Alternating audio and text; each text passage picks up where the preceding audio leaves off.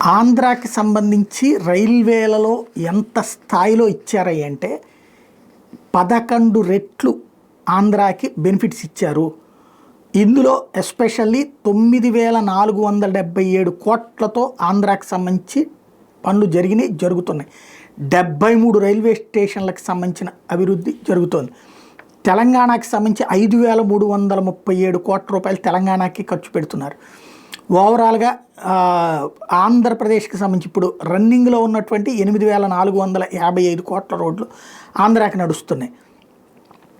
Amrit trains ఇవన్నీ కూడా ఆంధ్రాకి తీసుకొస్తున్నారు. క్రమంగా చూసుకున్నప్పుడు సక్సెస్ఫుల్గా ఆంధ్రాకి చేస్తున్నామన్నది అశ్విని వైష్ణవ్ చెబుతున్నారు. అసలు విషయం వల్ల ఏంటంటే ఆంధ్ర వాళ్ళకి ఈ విషయాలు చెప్పేటటువంటి వాళ్ళు కరువయ్యారు. అనేక రైల్వే స్టేషన్లు అద్భుతమైనటువంటి మార్పు చేర్పులు చోటు చేసుకుని అక్కడక్కడ పాపం భారతీయ జనతా పార్టీకి సంబంధించిన నాయకులు, కార్యకర్తలు సోషల్ మీడియాలో పోస్టులు పెట్టడం తప్పించి ఒక సమగ్రమైనటువంటి ప్రచార వ్యూహం అయితే భారతీయ జనతా పార్టీ దగ్గర లేదు. అది లోపించింది.